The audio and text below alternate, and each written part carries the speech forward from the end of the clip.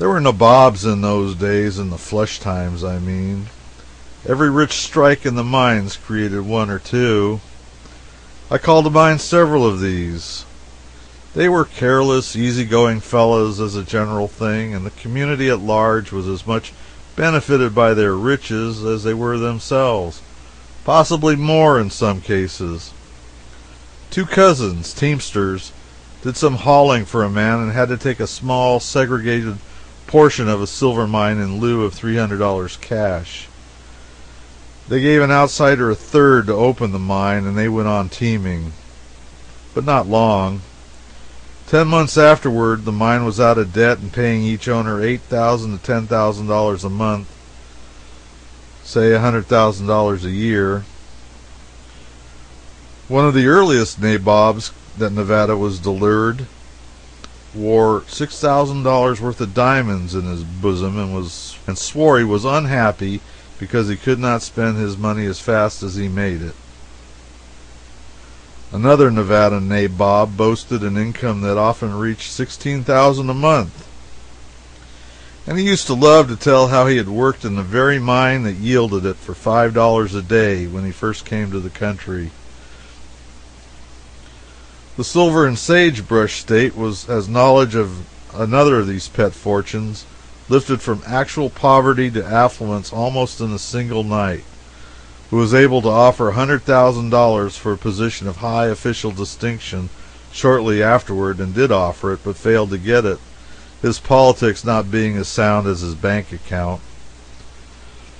Then there was John Smith. He was a good, honest, kind-hearted soul, born and reared in the lower ranks of life and miraculously ignorant. He drove a team and owned a small ranch, a ranch that paid him a comfortable living, for although it yielded but little hay, what little it did yield was worth $250 to $300 in gold per ton in the market. Presently Smith traded a few acres of the ranch for a small undeveloped silver mine in Gold Hill. He opened the mine and built a little unpretending 10-stamp mill. 8 months afterward he retired from the hay business, for his mining income had reached a most comfortable figure. Some people said it was $30,000 a month, others said it was $60,000.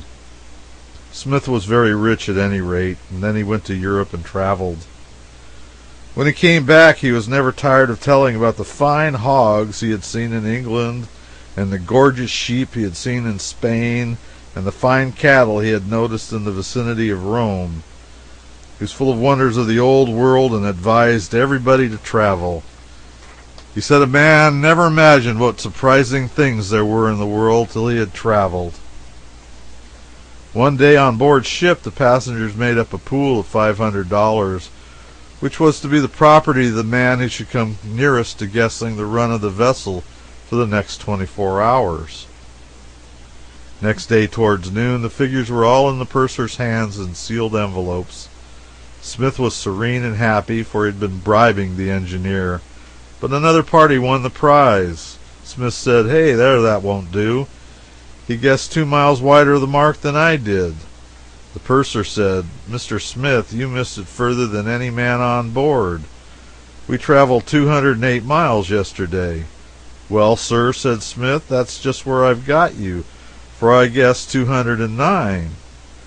If you look at my figures again, you'll find a 2 and 2 zeros, which stands for 200, don't it? And after them you'll find a 9, which stands for 209. I reckon I'll take that money, if you please." The Gould and Curry claim comprised 1,200 feet, and it belonged originally to the two men whose name it bears.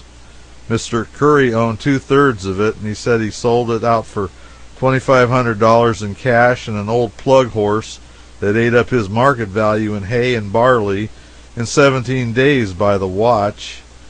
And he said that Gould sold out for a pair of second-hand government blankets and a bottle of whiskey that killed 9 men in 3 hours, and that an unoffending stranger that smelt the cork was disabled for life. 4 years afterward, the mine thus disposed of was worth, in the San Francisco market, $7,600,000 in gold coin. In the early days, a poverty-stricken Mexican who lived in a canyon directly back of Virginia City had a stream of water as large as a man's wrist trickling from the hillside on his premises. The Ophir Company segregated 100 feet of their mine and traded it to him for the stream of water. The 100 feet proved to be the richest part of the entire mine. 4 years after the swap, its market value, including its mill, was $1,500,000. An individual who owned 20 feet in the Ophir mine before its great riches were revealed to men traded it for a horse, and a very sorry-looking brute it was, too. A year or so afterwards, when Ophir stock went up to $3,000 a foot, this man, who had not a cent, used to say, "The most startling example of magnificence and misery the world has ever seen," because he was able to ride a $60,000 horse, yet could not scrape up enough cash to buy a saddle, and was obliged to borrow one or ride bareback. He said if fortune were to give him another $60,000 horse, it would ruin him. A youth of 19 who was a telegraph operator in Virginia on a salary of $100 a month, and who, when he could not make out German names in the list of San Francisco steamer arrivals, used to ingeniously select and supply substitutes for them out of an old Berlin City directory, made himself rich by watching the mining telegrams that passed through his hands and buying and selling stocks accordingly through a friend in San Francisco. Once, when a private dispatch was sent from Virginia announcing a rich strike in a prominent mine, advising that the matter be kept secret till a large amount of the stock could be secured, he bought 40 feet of the stock at $20 a foot, and afterward sold half of it at $800 a foot, and the rest at double that figure. Within 3 months he was worth $150,000 and had resigned his telegraphic position. Another telegraph operator, who had been discharged by the company for divulging the secrets of the office, agreed with a moneyed man in San Francisco to furnish him with the result of a great Virginia mining lawsuit within an hour after its private reception by the parties to it in San Francisco. For this he was to have a large percentage of the profits on purchases and sales made on it by his fellow conspirator.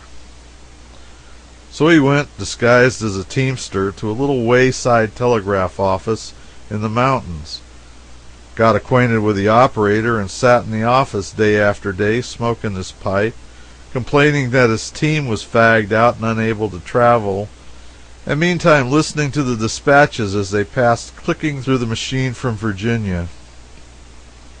Finally, the private dispatch announcing the results of the lawsuit sped over the wires, and as soon as he heard it, he telegraphed his friend in San Francisco, "Am tired waiting. Shall sell team and go home." It was a signal agreed upon. The word "waiting" left out would have signified that the suit had gone the other way. The mock teamster's friend picked up a deal of the mining stock at low figures before the news became public, and a fortune was the result.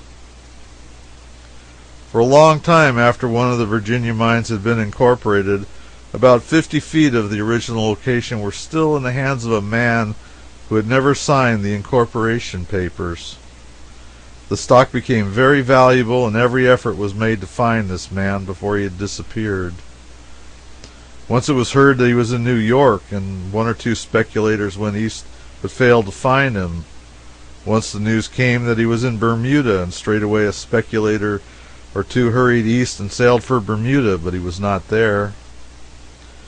Finally he was heard of in Mexico, and a friend of his, a barkeeper on a salary, scraped together a little money and sought him out and bought his feet for $100, returned and sold the property for $75,000.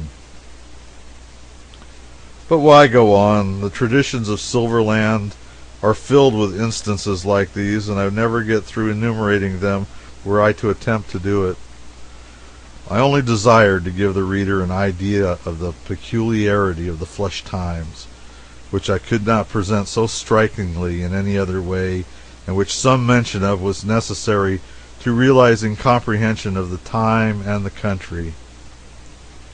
I was personally acquainted with the majority of the nabobs I have referred to, and so for old acquaintance' sake I have shifted their occupations and experiences around in such a way as to keep the Pacific public from recognizing these once notorious men. No longer notorious, for the majority of them have drifted back into poverty and obscurity again.